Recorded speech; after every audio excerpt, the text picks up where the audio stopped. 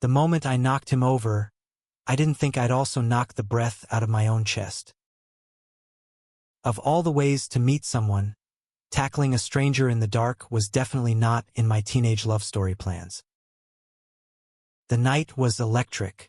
The annual Westbridge High Masquerade Ball had a reputation. Too many secrets, too much glitter, and just enough bad decisions to make it legendary. Students had been buzzing for weeks, swapping stories about last year's scandal, where someone supposedly confessed their love on the gym roof at midnight. I'd sworn I wouldn't get tangled in the drama this time, but fate, it seemed, had other ideas. It happened just after the lights dimmed for the first slow dance. Everyone was masked. The room was a swirl of gold and shadows, and I was trying to find the snack table like a socially awkward knight on a quest. Then bam! Out of nowhere, someone crashed into me. Or maybe I crashed into him. It was hard to tell, because one second I was upright, and the next I was sprawled on the floor with another body tangled beneath mine. I remember the sharp inhale he made, the way his chest rose against mine for a heartbeat, and how his mask shifted just enough for me to catch a flash of deep, startled blue eyes. And just like that, the world stopped. Sorry. I scrambled up, mortified, brushing invisible dust off my tux. But before I could offer a hand, he was gone, vanished into the glittering crowd like some kind of romantic phantom. The only clue I had was the mask he dropped. Black velvet with a single silver line tracing its edge. Elegant, mysterious, and it smelled faintly like cedarwood and something warm I couldn't name. The next morning, Westbridge High was buzzing like a kicked beehive. Everyone was talking about the fall. Apparently, someone had recorded it on their phone, and it was already circulating on social media. Great. I was the guy who face-planted at the ball. Dude, your tackle form was amazing, my best friend Connor said, sliding into the cafeteria seat across from me with his usual smug grin. If football doesn't work out, maybe you should try professional romance wrestling. Shut up, I muttered, stabbing at my cereal. Connor leaned in, lowering his voice. But seriously, who was that guy? People say he wasn't even from our school. That thought had been gnawing at me too. His suit had looked expensive, not something our usual crowd wore. Maybe he was from Eastview Academy, the fancy private school across town. I don't know, I admitted, but I need to find him. Connor raised an eyebrow. Why? Planning round 2? No. I hesitated, searching for the right words, because when I looked into his eyes, something shifted. I can't stop thinking about him. Connor let out a low whistle. Well, our boy has a crush on Mystery Mask. I rolled my eyes, but he wasn't wrong. Over the next few days, I became a detective in a teenage rom-com. I scanned through every video, every blurry photo of the masquerade that people posted. I lingered after classes near the gym, hoping he might show up again. Nothing. Then, one afternoon, while helping set up decorations for the homecoming game, I caught a glimpse. Across the football field, leaning against a tree like he'd stepped straight out of a teen drama, was the boy. Same blonde hair, same expensive-looking jacket. He wasn't wearing a mask this time, but I'd recognize those eyes anywhere. My heart slammed against my ribs. Before I could chicken out, I jogged toward him. Hey! He looked up, startled. For a split second, I saw that same flicker of emotion, recognition, maybe even fear, before he turned on his heel and started walking away. Wait! I called, chasing after him. It's you, right? From the masquerade. He stopped. Slowly, he turned back. Up close, he was even more breathtaking. Sharp cheekbones, lashes that should be illegal, and a guarded expression that made me want to unravel his every secret. I don't know what you're talking about, he said coolly. His voice was low, smooth. Come on, you dropped this. I pulled the black velvet mask from my pocket. His eyes widened just slightly. Gotcha. Then, as quickly as it came, the emotion vanished, replaced by a practiced, cold smile. Must have been someone else. I don't go to your school. And with that, he walked away again, leaving me standing there like an idiot, clutching the mask that connected us. That night, I lay awake staring at my ceiling, replaying every moment. Why was he pushing me away? And why did I care so much? Maybe it was because that night felt like a spark in an otherwise predictable life. Or maybe, deep down, I knew that some people weren't meant to just pass through like strangers in the dark. I decided then, I wasn't giving up. I didn't know his name yet. I didn't know his story. But I was going to find out, even if it meant turning my world upside down. The next day, I saw him again. This time, it wasn't by accident. I'd been waiting outside the Eastview Academy library for almost an hour, pretending to scroll through my phone while my heart tried to hammer its way out of my chest. Connor had rolled his eyes when I told him my plan, but he'd still handed me his old varsity jacket like a good wingman. If you get arrested for stalking, don't call me, he'd said. But I wasn't stalking. I was strategically observing. Then, like fate was rewarding my stubbornness, he appeared. Blonde hair catching the late afternoon sun, backpack slung over one shoulder, earbuds in. He looked different here. Less like a mysterious stranger and more like a boy just trying to get through the day. But even then, there was something about him that made the world fade to the edges. I stepped out from my hiding spot behind a tree. Hey! He froze mid-step, eyes narrowing when he saw me. You again? Yeah, me again, I said, trying to sound confident but probably failing. Look, I'm not here to bother you. I just want to talk. He glanced around like he was checking for exits. You followed me. I winced. Okay, that sounds worse than it is. It is bad, he sighed, pulling out one earbud. What do you want from me? The honest answer tumbled out before I could stop it. Your name. His brows furrowed. I rushed to add. You ran away before I could even apologize properly that night. I keep thinking about you. And I feel like if I don't at least get your name, I'll lose my mind. He studied me, eyes unreadable. For a second, I thought he'd just walk away again. But then, softly, he said, Julian. The name fit him, elegant and a little enigmatic. I'm Evan, I said, holding out my hand. Julian didn't take it, but he didn't leave either. Progress. Why does it matter so much to you? He asked. I hesitated, because when I crashed into you that night something happened. And I think maybe it happened to you too. His jaw tightened. You don't know anything about me. Then let me, I said quietly. The air between us thickened. For a heartbeat, I saw something flicker in his eyes. A crack in the wall he kept around himself. But then he shook his head. This is a bad idea. Why? Because we're from different worlds, he said. You go to Westbridge. I go to Eastview. And trust me, people around here don't like surprises. The way he said it made my stomach knot. There was something more he wasn't saying. Julian, I said, stepping closer. I don't care what school you go to. I just want to know you. He stared at me, conflicted.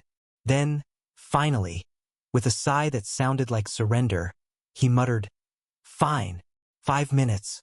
There's a cafe down the street. The cafe was warm and smelled like cinnamon and coffee. We took a booth near the back, away from prying eyes. Julian sat with his arms crossed, like he was ready to bolt at any moment. So, I said, trying to break the ice, do you always attend high school masquerades just to knock people's lives off course? That earned me a tiny smirk. You tackled me. Details. He rolled his eyes, but I saw it, the smallest hint of softness. For the next few minutes, we talked. Nothing deep, just little things. He told me he loved old music, hated math, and was only at the masquerade because his cousin dragged him. I told him about Connor, about how Westbridge football wasn't nearly as glamorous as movies made it seem, and how I was still recovering from the humiliation of our collision. With every laugh, every shared glance, something inside me unfolded. Then, just as the conversation started to feel easy, Julian's phone buzzed. He looked at the screen, and all color drained from his face. "I have to go," he said abruptly, standing. "What? Why?" But he was already out the door, leaving behind a half-finished latte and a hollow feeling in my chest. I didn't see him for 3 days. Then, on Friday night, during the Westbridge versus Eastview football game, everything changed. The stands were packed, the air buzzing with rivalry. Connor was hyped, the marching band was loud, and I was pretending to focus on the game when I spotted him, Julian, standing near the Eastview bleachers with a group of guys in expensive jackets. He looked different. Colder, sharper, like the Julian from the cafe had been locked away. One of the Eastview guys, tall with a smug grin, threw an arm around Julian's shoulders. Something about it made my stomach twist. Connor followed my gaze. "Is that Mask Boy?" "Julian," I muttered. Connor whistled. "Looks like he runs with the rich crowd." "Careful, man. That's Eastview royalty right there. Their families basically own half the town." I didn't care. My feet were already moving. I crossed the field during halftime, ignoring the looks from the cheer squad. When Julian saw me approaching, his eyes widened, just for a second, before he masked it with that cool, practiced expression. "What are you doing here?" he hissed under his breath when I reached him. "Talking to you," I said. "You disappeared on me. This isn't a good time." One of his friends laughed. "Who's this, Julian? Your little fanboy?" The group chuckled, and Julian's jaw clenched. I waited for him to say something, to defend me, but he didn't. He just looked away. The rejection stung more than I wanted to admit. "Wow," I said quietly. "Got it." I turned to leave, but Julian grabbed my wrist. His grip was firm, desperate, even if his expression stayed guarded. "Evan, don't. Let go." He hesitated, then released me. As I walked back toward the Westbridge stands, my chest ached. I told myself it didn't matter, that he'd made his choice. But deep down, I knew this wasn't over. Not by a long shot. That night, long after the game ended and the crowds disappeared, I sat alone on the bleachers staring at the empty field. The stars above were sharp and clear, the air crisp. I heard footsteps behind me. "I figured I'd find you here," Julian said softly. I didn't turn. "Shouldn't you be at some Eastview after-party?" I left. Silence stretched between us. Finally, I asked, "Why didn't you say anything back there?" He sat down beside me, far enough that we weren't touching but close enough that I could feel his presence. "Because if I had, they'd start asking questions. And if they start asking questions, things get complicated fast." "Complicated how?" Julian exhaled slowly. "My family, my school, my friends. You don't get it, Evan. People expect things from me. There's a way I'm supposed to act, who I'm supposed to be seen with, and you don't fit in that picture." His words cut deep, but I heard something else beneath them. Fear. "So what? You're just going to pretend nothing happened between us?" He turned to me then, and for the first time the walls crumbled. His voice cracked when he whispered, "I can't stop thinking about that night either." The confession hung between us like electricity. I swallowed hard. "Then don't run from it." Julian looked at me, eyes shimmering with conflict, and slowly, as if against his better judgment, he reached out. His fingers brushed mine, tentative, trembling. It wasn't a kiss. It wasn't a declaration. But in that quiet, starlit moment, it was enough. Julian's hand lingered against mine for only a second, but that second changed everything. I didn't know what would happen next. All I knew was that the world suddenly felt quieter, like the stadium lights, the distant hum of the city, and even my own thoughts had faded into the background. He pulled his hand back, his expression torn between longing and fear. "I shouldn't have done that," Julian whispered. I swallowed. "Yeah, but you did." He let out a shaky laugh, the sound soft and sad. "Your trouble, Evan." "Funny," I said, forcing a smile. "I was about to say the same about you." For a moment, neither of us spoke. The night wrapped around us like a fragile cocoon, holding a secret that belonged only to us. Then Julian stood abruptly, shoving his hands into his jacket pockets. I should go. I wanted to stop him, to grab his hand, pull him back, and tell him not to run anymore. But I didn't. Not yet. Instead, I said, "Tomorrow. Meet me here after practice." He hesitated, then gave the smallest nod before walking away into the shadows. The next afternoon, I couldn't focus on football practice to save my life. Coach was yelling, Connor kept giving me weird looks, and every pass I threw went wide like my brain had decided to take the day off. "Seriously, dude," Connor muttered as we jogged off the field. "You're acting like someone swapped your Gatorade with Love Potion." "Shut up." "Ah," he said knowingly. "Julian." I didn't answer. I didn't need to. Connor sighed. "Look, man, I know you like him. It's obvious. But this isn't exactly simple, you know? Eastview kids don't exactly hang out with us," and he trailed off. "And you know what people at school can be like." I did know. Westbridge High wasn't exactly the poster child for open-mindedness. Whispers spread fast, rumors spread faster, and if anyone found out about Julian and me, things could get messy. But even knowing that, I couldn't stop. When the sky turned orange and the field emptied, I found myself sitting on the bleachers again, waiting. And he came. Julian approached like someone sneaking into a dream, quiet, cautious, but real. He sat beside me, this time closer than before. "You actually came," I said. He smirked faintly. "You're persistent. I'll give you that." "I prefer determined," I countered. His laughter was soft, but it made something in my chest loosen. For the next hour, we talked, really talked, about his strict family, the expectations piled on his shoulders like weights he couldn't put down, about how I sometimes felt stuck in a life that didn't feel fully mine, about music, the stars, and stupid little things that didn't matter but somehow felt important when it was with him. I found myself watching the way he smiled more than listening to the actual words. And at one point, without really thinking, I reached over and brushed a stray lock of hair from his forehead. He didn't pull away. His breath caught, but he didn't stop me. The space between us shrank. "Evan," he whispered, like my name was both a warning and a wish. I leaned closer. He didn't move. And just as our lips were about to meet, "Evan," we jerked apart like we'd been electrocuted. Connor was standing at the bottom of the bleachers, eyes wide, jaw practically on the ground.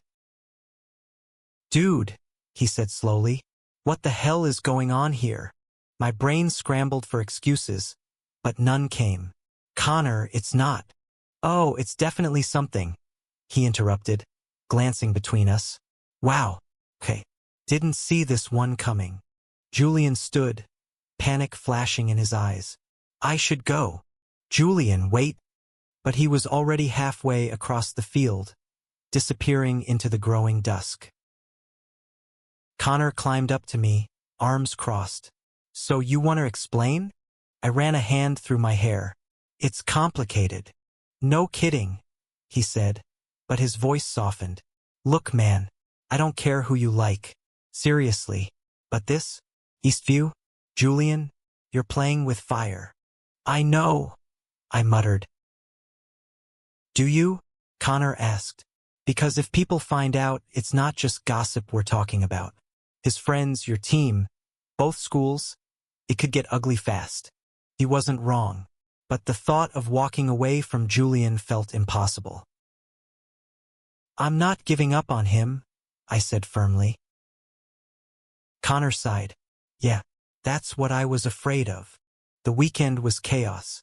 Someone had seen Connor talking to me on the bleachers that night and snapped a photo. Me and Julian sitting close, faces partially turned toward each other. It wasn't incriminating, but it was enough to start rumors. By Monday morning, whispers followed me through the halls like shadows. Who's the Eastview boy? Did you see that picture? Evan's going soft for some rich kid. I tried to ignore them, but it wasn't easy. Connor had my back, but even he couldn't silence the entire school. Julian texted me only once. We need to be careful. Careful. It felt like such a small word for something that had started to mean everything. That afternoon, I decided I'd had enough of hiding. I texted him, meet me, same place, tonight. When he arrived, his face was tight with worry. Evan, this is getting out of hand. I know, but running isn't working either. I shot back. He looked away, chewing his lip. You don't get it. If my father finds out, then tell me. I cut in. Tell me what exactly you're so afraid of.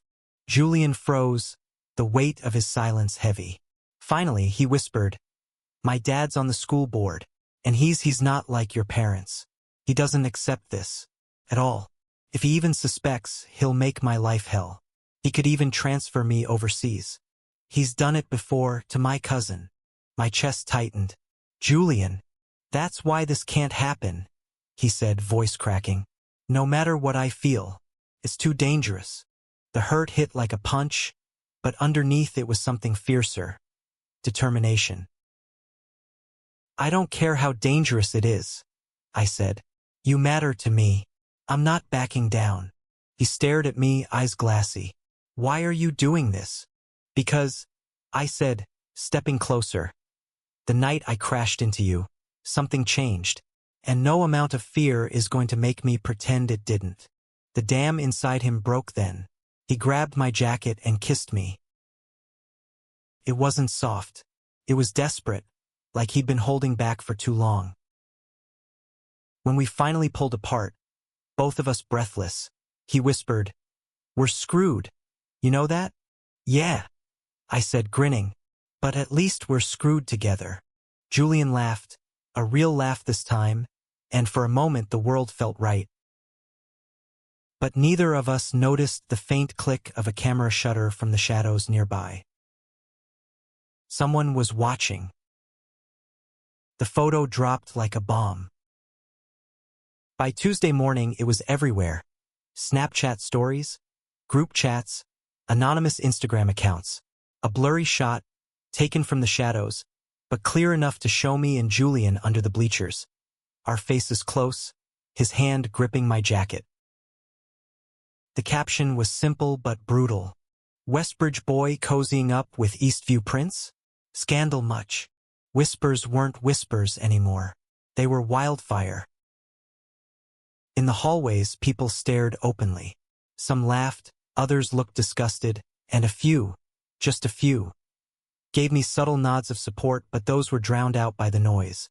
Connor tried to keep people away, but the damage was done. By lunch, I got called to the principal's office. Principal Hartman looked at me with that careful, neutral expression adults wear when they're not sure how to handle a situation. Evan, he began slowly. A rather compromising photo has surfaced. This has caused quite a stir. I need to remind you that as a student athlete, your behavior reflects on the school. My stomach twisted. I didn't do anything wrong. He cleared his throat. I'm not saying you did, but parents are talking. Donors are talking. We have a rivalry with Eastview, and this situation complicates things. complicates things. That was their way of saying, you're making people uncomfortable. I walked out of that office feeling like the world had shifted under my feet. And then I saw Julian. He was waiting near the parking lot, looking more fragile than I'd ever seen him. His hands were clenched in his jacket pockets, his eyes red-rimmed. "Evan," he whispered. "Did they call you in too?" I asked.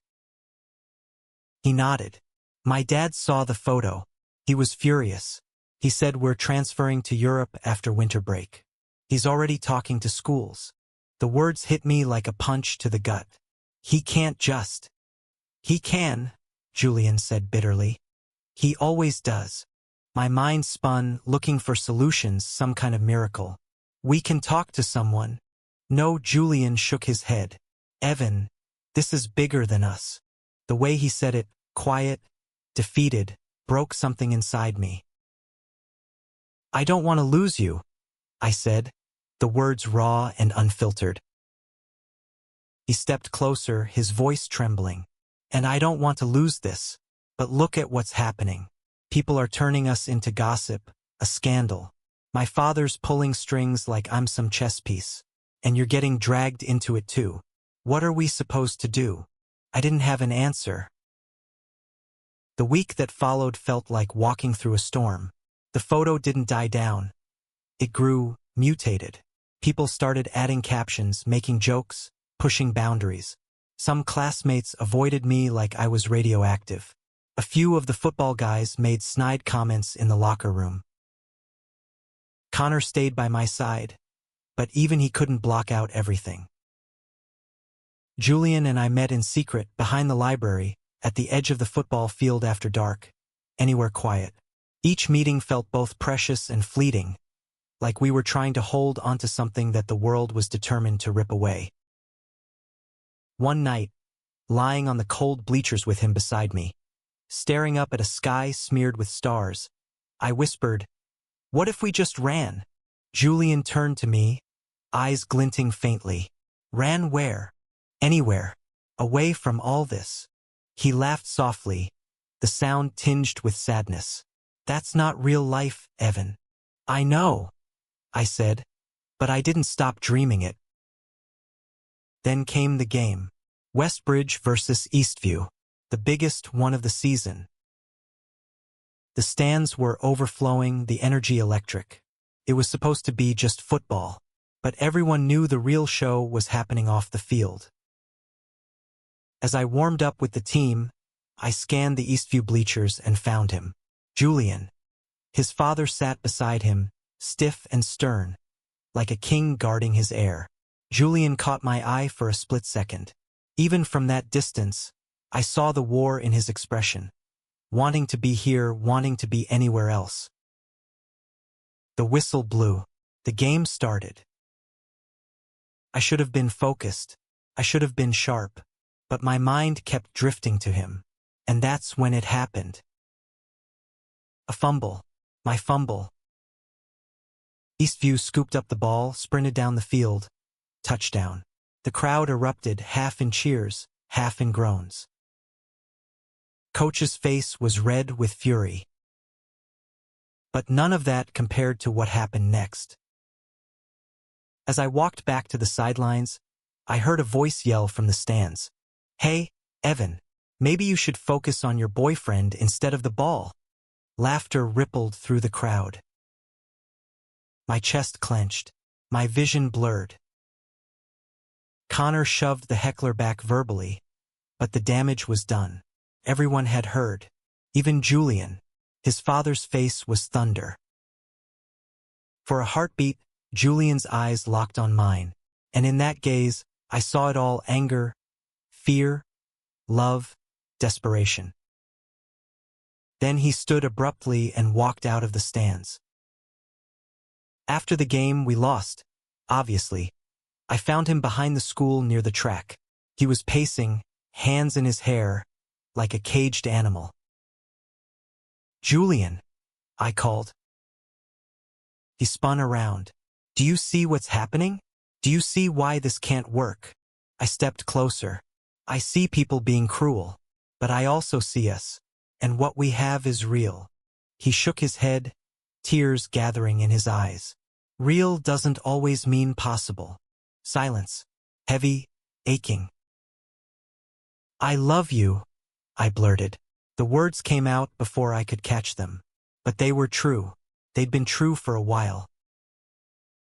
Julian froze, eyes wide. Then, softly, almost brokenly, he said, I love you too. The world narrowed to that moment. Just us.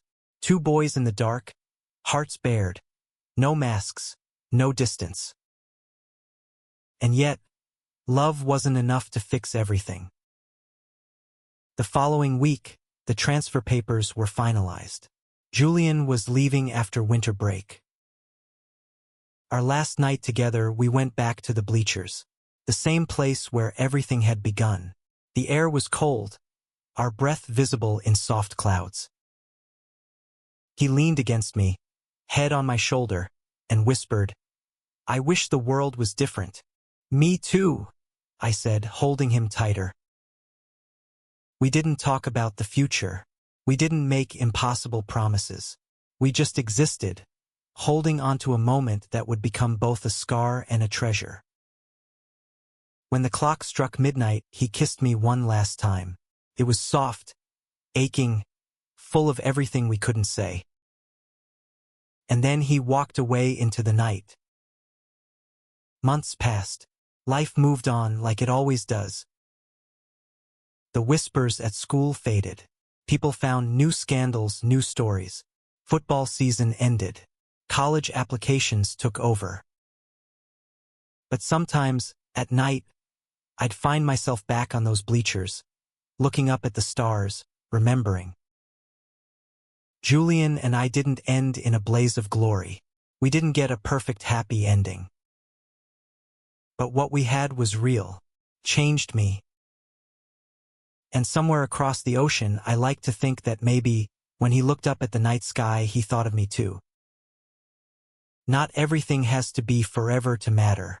Some love stories are meant to live quietly, tucked between the beats of our lives, making us braver, softer, more alive. This was ours. Thank you for listening. If you find it interesting, please like and subscribe to follow the next stories.